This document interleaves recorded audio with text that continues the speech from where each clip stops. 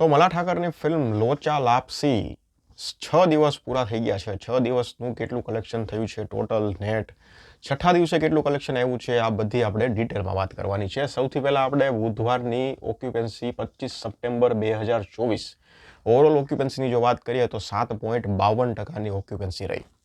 Morning શોમાં 4.06% હતી, afternoon શોમાં 7.22, ઇવનિંગ શોમાં 6.53 અને નાઇટ શોમાં 12.26% ઓક્યુપન્સી હતી.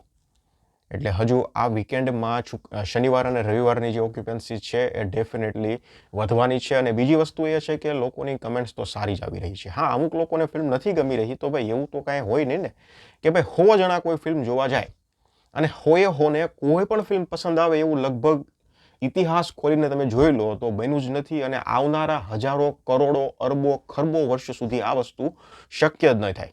કદાચ રાજામૌલીની ફિલ્મ હોય, કદાચ પ્રશાંત નીલની ફિલ્મ હોય, રોહિત શેટ્ટીની ફિલ્મ હોય, કૃષ્ણદેવ યાજ્ઞિકની ફિલ્મ હોય, અભિષેક જૈનની ફિલ્મ હોય, કોઈ પણ વ્યક્તિની ફિલ્મ હોય, એ ફિલ્મને તમે 100 લોકોને બતાવો. હું એમ તો કહું છું, એક થિયેટરમાં જ્યારે એક શો ચલાવો અને થિયેટરમાંથી જ્યારે બધાય બહાર નીકળે ત્યારે કોઈ એમ બધાય ન કે ભાઈ બહુ મજા આવી, બહુ મજા આવી, બહુ મજા આવી, બહુ મજા આવી. બરાબર, 100 જણા હોય ને એમાંથી 20 જણા કે 15 જણા તો એવા નીકળે કે જે એમ કે ભાઈ ઠીક રહી ને, ઓકે રહી ને, બકવાસ રહી.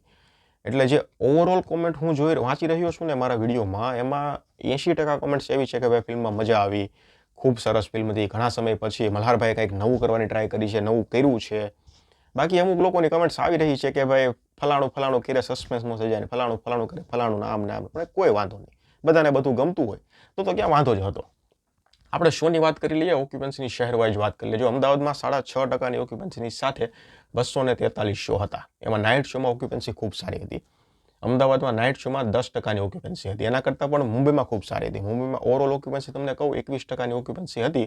મોર્નિંગ શોમાં તો 0% હતી. મોર્નિંગ શોમાં કંઈ લગભગ મુંબઈમાં એટલી બધી હતી નહીં. પણ હા, આફ્ટરનૂન શોમાં 16% રહી અને નાઇટ શોમાં 35%ની ઓક્યુપન્સી રહી. મુંબઈમાં ખબર નહીં, ગુજરાતી ફિલ્મોની ઓક્યુપન્સી જબરજસ્ત નીકળે છે. આ એક ફિલ્મની વાત નથી કરતો, આગળ તમે પાછળની કોઈ પણ ફિલ્મ લઈ લો, બધામાં એવું છે. 22 શો હતા મુંબઈમાં. સુરતમાં 96 શો હતા, એમાં 9.5%ની ઓક્યુપન્સી અને નાઇટ શોની ઓક્યુપન્સી સુરતમાં 15% રહી. આણંદમાં 2.33%ની ઓક્યુપન્સી રહી અને એમાં 22 શો હતા અને એમાં ઓક્યુપન્સી આમ તમે જુઓ ને તો મોર્નિંગ શોમાં 1% હતી, ઇવનિંગ શોમાં 1% હતી, નાઇટ શોમાં 5% હતી. ભાવનગરમાં કહું 1.67%ની ઓક્યુપન્સી હતી, એમાં 16 શો હતા. ગાંધીનગરમાં 9.5%ની ઓક્યુપન્સી હતી, નાઇટ શોની 16%ની ઓક્યુપન્સી અને 39 શો હતા. વડોદરામાં 6.75%ની ઓક્યુપન્સી અને 64 શો હતા. હવે આપણે વાત કરી લઈએ કલેક્શન શું કહે છે. તો પહેલા દિવસનું તો આપણને ખબર છે 55 લાખ રૂપિયા આવ્યું હતું, બીજા દિવસનું 25 લાખ, ત્રીજા દિવસનું 36 લાખ. પછી સોમવારથી કલેક્શન ઘટ્યું છે. સોમવારે 9 લાખ હતું, મંગળવારે દિવસ નંબર 5માં 10 લાખ હતું અને બુધવારે દિવસ નંબર 6માં 9 લાખ કલેક્શન હતું. એટલે ડબલ ડિજિટમાં આંકડો હજુ જશે શુક્રવાર, શનિવાર અને રવિવારમાં. ગુજરાતી નેટ કલેક્શન કહું તમને 1.44 કરોડ રૂપિયા થઈ ગયું છે. એટલે કલેક્શન ખૂબ સારું રહ્યું છે.